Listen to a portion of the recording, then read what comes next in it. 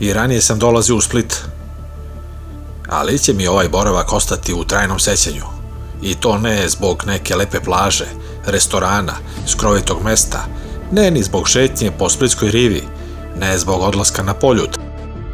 Ima nešto značajnije od toga. A to su nova poznanstva. Upoznao sam se sa Mijom Caktašem, dugogodišnjim kapitenom Hajduka, a danas internacionalcem koji svoju karijeru gradi u Turskoj, kao i sa moto ikonom Balkana, Željanom Rakelom. Sa mojim današnjim sagovornikom, koga ću uskoro predstaviti, upoznao sam se jesenas u Beogradu. Dobro jutro, dobri ljudi. Nalazim se u Splitu. Uputit ću se prema jednoj garaži. To nije obična garaža. Tamo se popravljaju motori, ali rade i ozbiljni projekti.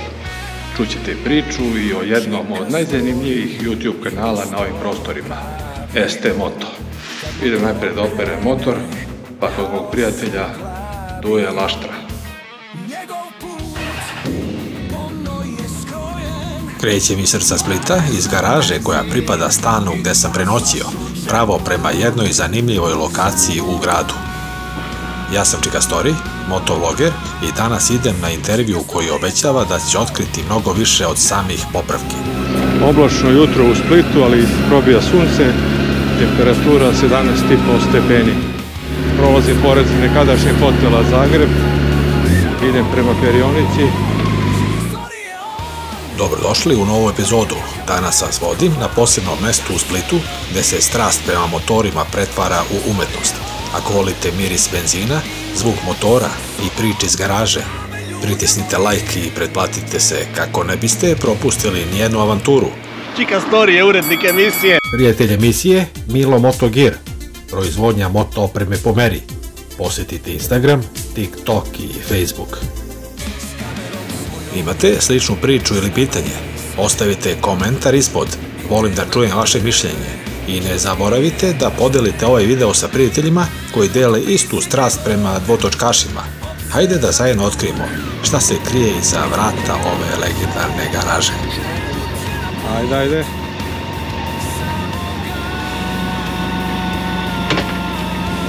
Može ovako. Gde si, Duje, prijatelju moj?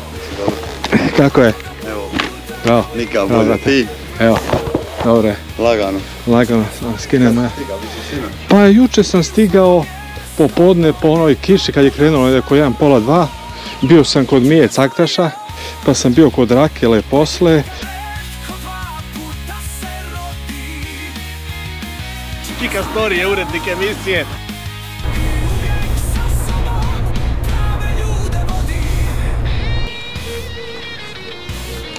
Sada ću vam predstaviti svog prijatelja Duje Laštra. Skromni dom. Ajde. Tu si, znači ti, to je tvoja garaža. Ovo ti je moja oaza mira, da tako kažem. Lepo izgleda to. Lepo to Duje izgleda. Kavica, imaš sve, sjedilice god volja. Važi, hvala. Duje, za početak, možeš li nam reći nešto više o sebi? Ja sam Duje Laštre, nekima poznatiji na YouTube-u kao ST Moto.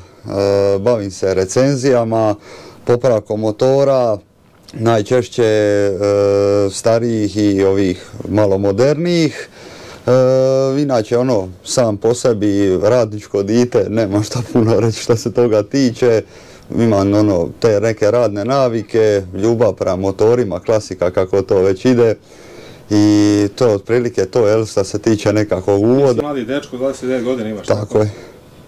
Koji je bio tvoj prvi motor? Moj prvi ozbiljan motor, evo ga ovdje, imaš ga priliku i vidit, Suzuki GSX-R 600. Znači, to je bio stvarno moj prvi ispravni i normalan motor. Ovo sve ostalo su bili dosta dani u mladosti gdje baš nismo imali puno novaca i onda smo vozili svakakve škrabotine, da tako kažem, od motora. Malo me nekad čak i sram reći kakvi su sve to motori bili, da smo se vozili na polovnim gumama i tako dalje, ali malo su bila drugačija vremena. Danas to definitivno ne bi preporučio nikome, prvo zato što su motori, a i oprema puno dostupniji nego što su to nekad bili, jel? Sa koliko godina si prvi put seo na motor? Čini mi se da je bilo 9 ili 10 godina na Tomosa. To mi je bio prvi susret. Automatik je, to mi je bio. Tako je, i odmah sam pao 4 puta u 20 metara. Dobro, to je iskustvo veliko. Da biraš samo jedan motor, koji bi to bio, odnosno koji je tvoj omiljeni motor? Moj omiljeni motor, Suzuki Hayabusa definitivno. Zašto ga nisam još uzeo do sada? Smatram nekako da nisam još dorasta za tu snagu, iako imam puno iskustva, imam preko 500.000 km iza sebe i na raznim motorima, ali jednostavno smatram da nisam još u glavi sazrija, jer kad uzmem taj motor, to će vjerojatno biti moj zadnji motor koji ću si kupiti tog sportskog stila. A sad ako me pitaš nešto baš praktično i da mogu izabrati samo jedan motor, to bi bio BMW M1000 XR Competition koji sam imao na recenziji. To je ujedno meni jedna od najboljih recenzija koje sam imao. To je ovaj novi model. Tako je, Competition, znači taj motor košta oko 34.000 eura sa još malo dodatnim ispuhom i tako dalje se to popne i na 35-6. To je stvarno vrhunac tehnologije, užitka, znači to je kada vozite R motor, samo sjedite uspravno. Eto, doslovno tako, 205 konja, olakšan totalno, znači nema onih nepotrebnih, velike nogare, karbonske su plastike, felge su cijele od karbona, to mi je stvarno najbolje na što sam ja za sada u životu mogao sjesti i reći ovo je divota. Znači Bavarac je potrefio taj motor. Je, definitivno, pun pogodak. Kada, kako i zašto si počeo da se baviš motorima? Pa ne znam, vjerovatno to nekako kako sam i djed pokojni mi je bio vozija motore. Tradicija.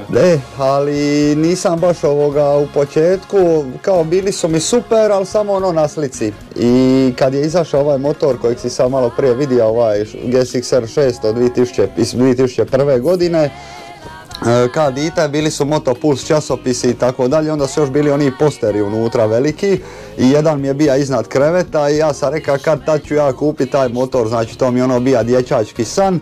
I onda malo se prvo voziš po skuterima, pa srednja škola, pa sam onda kupio prvi motor na brzine i tako je zapravo počela ta moja ljubav prema motorima, jer u stvari motor je nešto što malo ljudi uopće može objasniti, taj osjećaj te slobode, pogotovo u današnje vrijeme gdje ljudi za slobodu uzimaju vozila jer su sada i stanovi otišli u nebo i tako dalje, jako je teško biti slobodan i neovisan o ničemu i onda tražimo bijeg u tom motoru, u putovanjima i onda sam se ja tu možda nekako najbolje našao.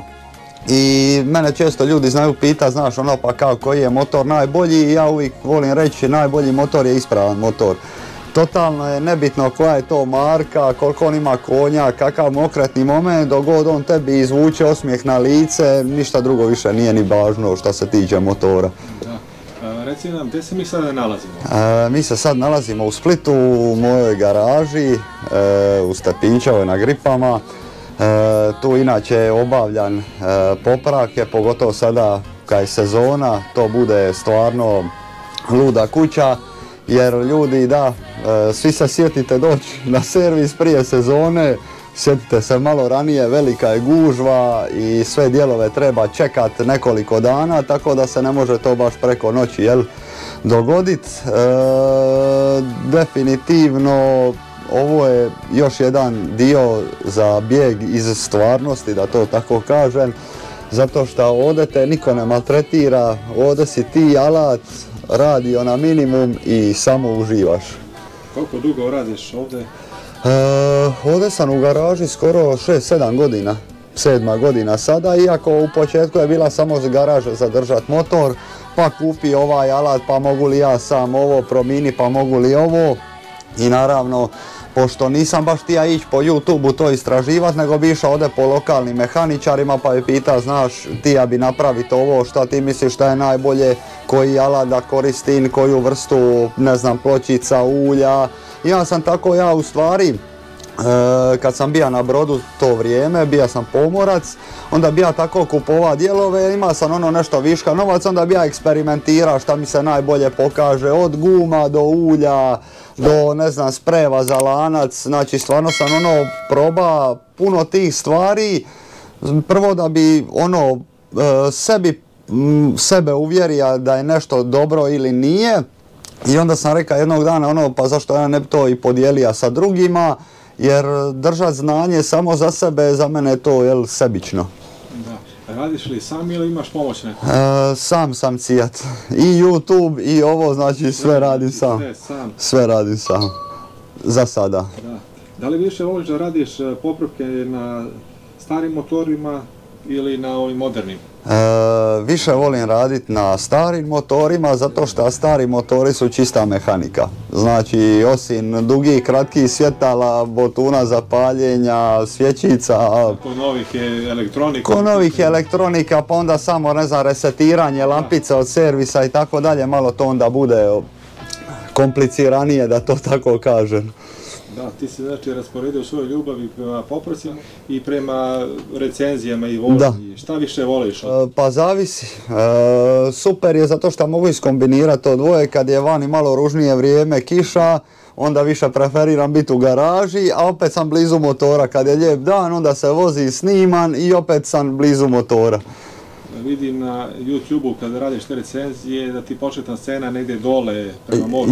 Tako je, to je dole na Duilovu, kod hotela Zagreb, tako je dole snimam te recenzije, dole mi je najbolji ambijent, nema puno auta, prolaznika i onda kad dođem snimat, često puta sam išao recimo na druge lokacije i mislim glupo je to reći, ali sad sam kao malo poznat i onda me svako prepozna i onda ja sad ne znam snimam dole u trajektnoj luci i onda pređe i ja volim za svakoga odvojiti zato što ja stvarno mislim da nisam nešto poseban, da sad meni neko ne smije nešto me pitati ili nešto tako, i onda volim ako me neko došao priša mi srčano pitat me nešto, volim porazgovara sa čovjekom i to je na kraju kraja meni zadovoljstvo, a s druge strane mi oduzima vrijeme za snimanje, jel? Kao sad samo, ja sam došao i nema veze, ti si poseban gost.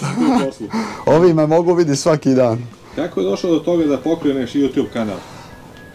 Pa ovako, gleda sam, kako sam malo prije bio ispomenija, gleda sam puno časopise i Motorevije i Motopulseve davno, još od kad sam dijete bija. I tada su ti časopisi i te recenzije motora bile puno objektivnije. Kad kažem objektivnije, puno su se više isticale mane. Danas vi kad otvorite bilo kakav portal, znači nema jednostavno, ne postoji niti jedna loša stvar da vi možete pročitati o nekome motoru. Šta je po meni pogrešno. U redu je, znači motor je super, koji god da je, motor je super, ali ljudi moraju biti spremni, pogotovo danas kad više nemate ni testnih modela. Nekad davno si ti mogao sjest, provozat, probat motor. Ti danas moraš dati 10, 15, 20, 30 tisuća eura za nešto za što ti ne znaš jel tebi odgovara. Znači postoje motori koji imaju malo udobnije sjedište, koji su neudobni, koji nisu za visoke ljude, koji su za niske ljude. I onda sad kroz svoje recenzije trudim ljudima taj nekako prvi dojam, samo da znaju šta očekivati od motora, da li da traže dalje, jer masu puta imam upita da li da kupim Yamahu R6 ili Kawasaki Versisa. A ja njega onda pitam, a šta ti želiš zapravo voziti, jer to su dvije totalno različite vrste motora. Kawasaki Versisa voziš kupit ćeš ga ako se želiš provozati negdje sa ženom ili negdje otići na put, a R6 ćeš voziti ako voliš malo brzu vožnju ili ćeš nekad otići na stazu. I onda se ja kroz svoj YouTube trudim ljudima to pokazati, a najviše oblikovati mlade. Jer ja sam mislio kad sam tek ušao u to sve, ja sam mislio sad ću ja oblikovati te mlade mozgove. Ali onda shvatiš da mladi mozgovi ne žele biti oblikovani, nego oni imaju taj svoj ego i oni su najbolji, najpametniji i sve znaju. I sada recimo vaš kolega gore iz Beograda, Vlado Jevtić, šta ima Smart Moto Trening, ono je super stvar. Ali malo mladih momaka se odlučuje na ono. Zašto? Zato što je to u navodnike penzionerski. Ja smatram da je potrebno naći tu nekakvu granicu između ludila i sigurne vožnje jer na taj način s tim ludilom ćeš privući mladu publiku i ne ih puno maltretirat sa ovima, jer oni u tom trenutku napuštaju videozapis, njih to više ne zanima, nego samo kroz tu vožnju im lagano ubacuješ da njima negdje u perifernom dijelu mozga ostanu te informacije koje će im sutra možda u prometu spasiti glavu, jer mi smo svi, ja sam isto odgojen na cestama gdje nije bilo baš toliko ni prometa kao danas, sve je bilo, nije bilo ni takvih motora. Danas ti kad imaš Mastercard dođeš, provučeš karticu i kupiš motor od 150 konja i ti može se ići voziti 300. Realno govoreći, šta je mladima napeto i naravno internet je pun krivih uzora koji se tako ponašaju po cesti. Da. Koliko često puštaš videe na YouTube, ali imaš neki termin? Da, znači uvijek mi je recenzija nediljom u 10 sati ujutro i tako sam navika svoju publiku. Ako ima nešto, recimo, ako snimim epizodu o štelanju ovjesa ili nešto iz garaže, to izbacujem srijedom u 18 sati. Ali nedjelja je baš ostavljena, rezervirana za recenzije, zato što tako nekako navikla i publika. A i meni je nekako tako lakše se i organizirati, jer ako se nisi dobro organizira, nema ti spasa onda. Snimaš recenzije, šta ti je važno kada testiraš motor? Ovako, uvijek gledam da je motor šta više tvornički, znači da nema onih, ja kažem, AliExpress polugica od kočnica, da je motor održavan, da mi ne visi lanac dole, znači da je sve utegnuto. Šta više može biti naravno u skladu s godinama s motora, jer masu puta mi se javilo ljudi koji mi želi ustupiti motor, ja dođem, ja govorim, ja ti na to neću sjedati, jer mislim to je brz motor, loše kočnice, diskovi pojedeni, zapinje kvačilo, nema nja šta radi sa tim motorom. I onda se uvijek trudim da motor bude šta više u tvorničkom stanju, zato što tvornički motor je onakav kakav ga mi kupimo. Pa onda sad ko će neke modifikacije raditi na svoju ruku, to je nešto drugo. Imaš li pomoć pri snimanju ili radiš sve sam, znači montaža ili sa kamerom? Apsolutno sve sam, vjerujem da u nekoj budućnosti, ako dobijemo još kakvih sponzora, da bi volija naći nekoga ko snima i editira, samim time bi ja dobija puno više vremena, a samim time bi svi ostali mogli uživati u puno više sadržaja. Koliko ti vremena uzima snimanje i montaža jednog videa? Pa evo ovako, otprilike 2 do 3 sata mi je snimanje i montaža. Prije je to bilo, moram priznat, malo smiješno, ali 7-8 sati bi prije znao, sad sam se već malo uhoda i sada postoje ovi programi, ne znam, ja recimo editiram u CapCutu i onda ima dosta tih stvari koji on radi automatski i samim time ti olakšava, pa sad ako sam baš sija i efektivno radija, možda neka 2,5-3 sata. Šta možemo da očekujemo uskoro na tvom kanalu ST Motor? Pa definitivno bi se sada više volija posvetiti malo i vožnji na stazi i školi vožnje, situacijama u prometu, kako najčešće dolazi do nesreće, šta nas najviše košta, koliko je oprema zapravo važna, znači volija bi se sad malo više bazirati uz recenzije i na tu opremu i vještine u vožnji, jer vještine u vožnji su nešto, to je kao sviranje gitare. Ja sad mogu uzeti svirat gitaru, ali ja nju jednostavno ne znam svirat zato što nisam vježbao. Znači sa vježbom se postiže nekakvo savršenstvo u svemu tome, pa tako i u vožnji. Imaš li neki savjet za mlade koji bi željeli da se bave mehanikom ili YouTube-om? Šta se tiče mehanike, mene je jedan stari mehaničar davno naučio, ako ne znaš popraviti problem, uzmi knjigu i pročitaj. Znači, pogotovo danas na internetu je sve dostupno, prije su bili servisni manuali u knjigama, danas je to sve dostupno na internetu. Znači, sve što postoji na vašem motoru, svaki šarav, svaka vida, kako god, sve postoji točno di ona ide, na koliko se ta vida steže, znači apsolutno je sve objašnjeno, što ja kažem ko da je ono for dummies, za glupane.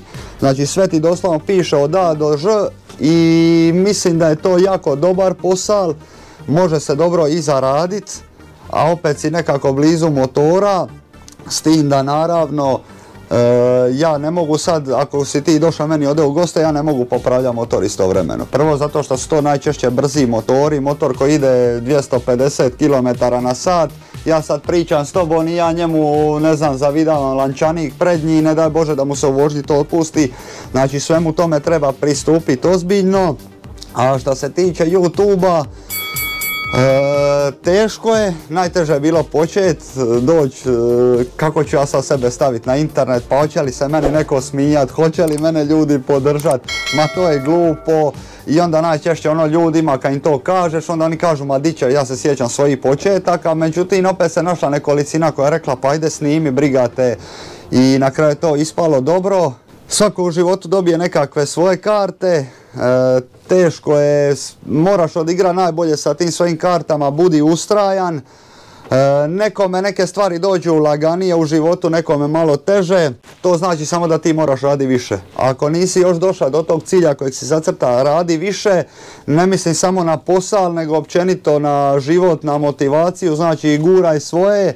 Koliko god ti se činilo nemoguće, ja uvijek kažem šta želja zna, šta je nemoguće. Znači sve je moguće šta god ti zacrtaš, naravno ne može od 4 milijuna stanovnika 4 milijuna youtubera biti. Ali nekolicina koja želi to i koja se želi odlučiti na to, mislim da je to danas u današnje vrijeme popularno, može se napraviti dobar posao od toga i naučiti druge. Jer meni je to najveće zadovoljstvo kad se meni javi neko i kaže znaš poslušao sam te, hvala ti puno na savjetu ili ne znam, bilo koji način da sam mu pomogao, moja misija je na taj način uspjela jer ja sam nekome ispasio glavu i pomogao sam nekome. Jer na kraju krajeva se život svodi na to da pomažemo jedni drugima i tako da isto vremeno olakšamo jedni drugima. Pored ova dva posla kojima se baviš, da li imaš i slobodnog vremena da voziš motor, da li ideš neka putovanja? Imam, znači ovako, trenutno sada zadnjih 5-6 mjeseci sam bio malo zauzet zato što sam uveo nekakve promjene i što se tiče YouTube-a i svega skupa. I ima sam stalni državni posao koji sam promijenio zato što sam shvatio da ako u nečemu nisi 100%, to nikad ne može biti dosegnuti nekakav vrhunac i onda sam tamo dao otkaz i onda sam se počeo baviti samo s ovim pa samim time sam morao uložiti više vremena. Ali uglavnom super je kad se bavite mehanikom ili YouTube-om, šta sami sebi radite vrijeme. Slobodno, znači kako se vi organizirate tako će vam biti. Sada trenutno radim doslovno od ponedjeljka od ujutro do petka, u petak ja sjedam na motor tipa evo sada u 12 sati ja sjedam na motor i idem, tako je.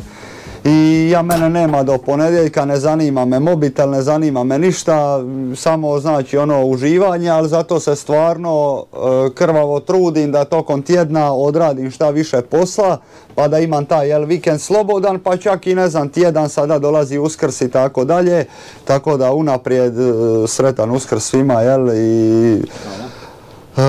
tako da eto, to je nekako ukratko, ja ne mogu biti ukratko. Gdje si sve vozio? Stvarno sam, znači, obišao sam dosta zemalja, čak sam se nešto i po Južnoj Americi vozio i u Africi, doduše sa iznajmljenim motorom, nisam slao svoj motor tamo.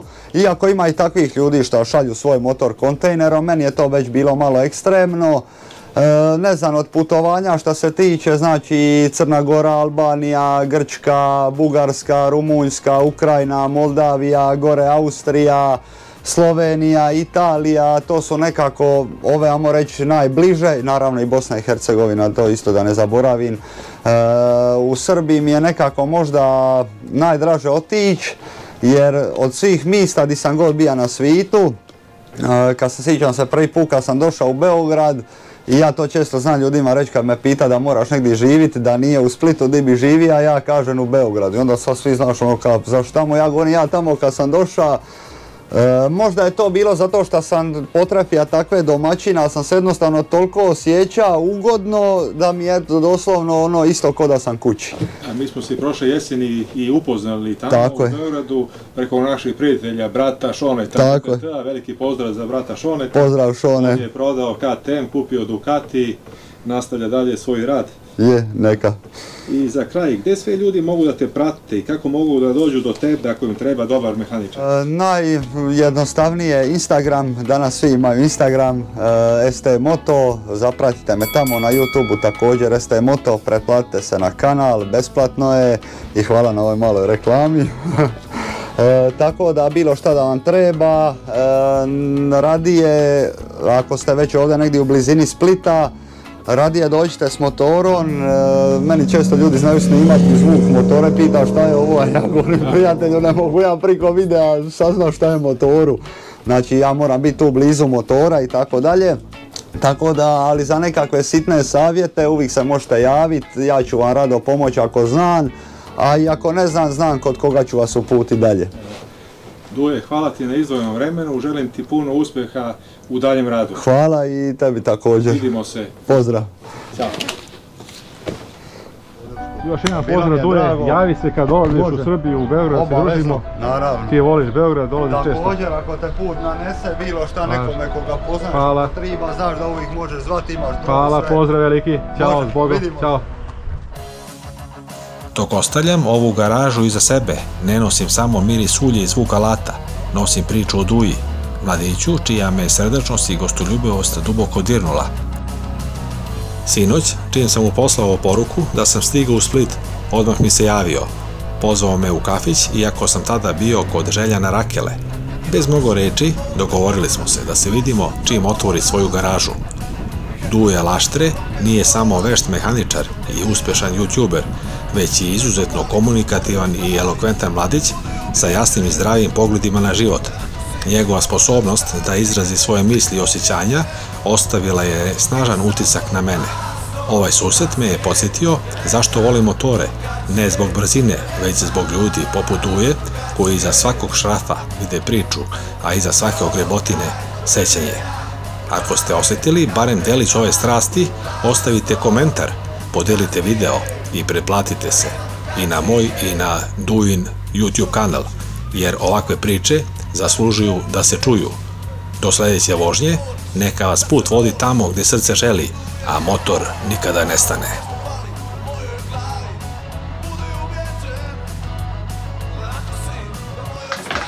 A to ti nisam tija popravlja te plastike, nego sam stavlja vezica. 186.000 km ima motor. On je sad ispravan, tako?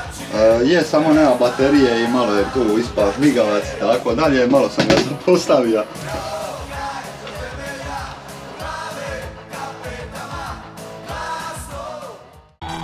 Tražite moto opremu koja spaja stil i funkcionalnost?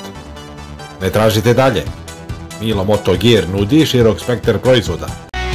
To bi bilo sve za danas, a naredne nedelje konačno kreće dugo očekivani serijal Moto Kamp Adlešići 2024. Hvala na pažnji i svako dobro.